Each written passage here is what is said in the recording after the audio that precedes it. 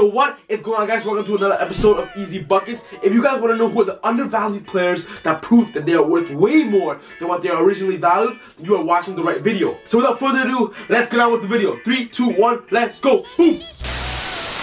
So this is how the video is going to work, guys. I've selected 5 players who I believe that as of right now, in the first 2 weeks of fantasy, that they're going to prove and already show signs that they are going to be worth than what their original draft day picks were. I've specifically selected players that are under the rank of 100, so players above the rank of 100 will not be in this list. Because I believe that the undervalued players are always the players that are under 100 that prove to be a top 50 or a top 80 player. So without further ado, let's get on with the list.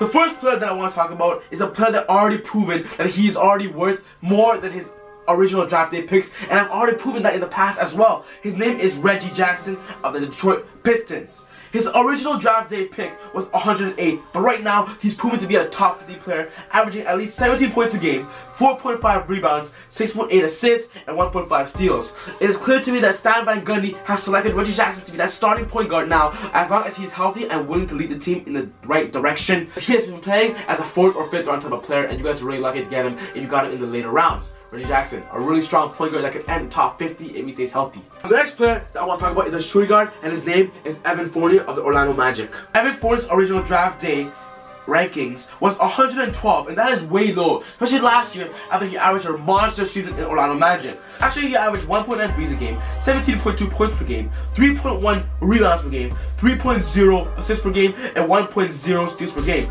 Now, with the Magic, his usage rate is higher than it has ever been, and he's averaged 2.7 threes per game, 19.3 points, 4.3 rebounds, and 4.0 assists with 1.3 steals. Those are numbers that are improved from last season, especially now that the Orlando Magic are heavily relying on Evan Fournier to be that sharpshooter, that spot-up shooter, and also one of the important ball handlers of the team. And the next player is a small forward, power forward in the Indiana Pacers, and his name is Thaddeus Young. Thaddeus Young is ranked 118 right now, and last season he averaged 11 points a game, 6 rebounds, 1.6 assists, 1.5 steals. I do not understand why a big man who gets 11 points, more than 5 rebounds, and more than 1.5 steals can be ranked under 100, because those are just fantasy monster numbers. This year so far he's averaging 13 points a game, 8.7 rebounds, 1.3 assists, 1 steal and 1 block, and playing heavily minutes with a high usage rate with Paul George gone with the Indiana Pacers.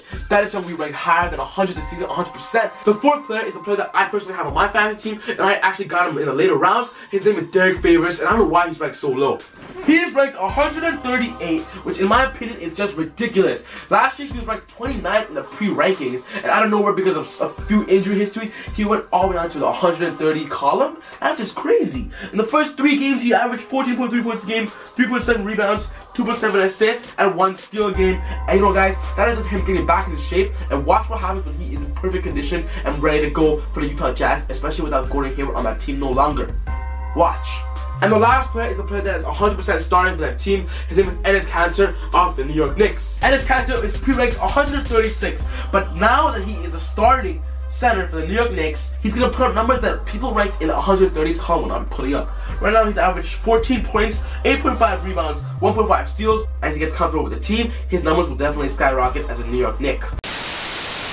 And that wraps up my list on the top 5 undervalued players and players that should be ranked higher than they are. I hope you guys enjoyed that video and that list. If there are other players who you think that are ranked under 100 and are going to be higher than 100, put it in the section down below, guys, because there are a lot more players out there, but these are just the top 5 in my opinion. Other than that, guys, smash the like button, guys. Subscribe to this channel if you guys want more basketball videos, want more fantasy videos.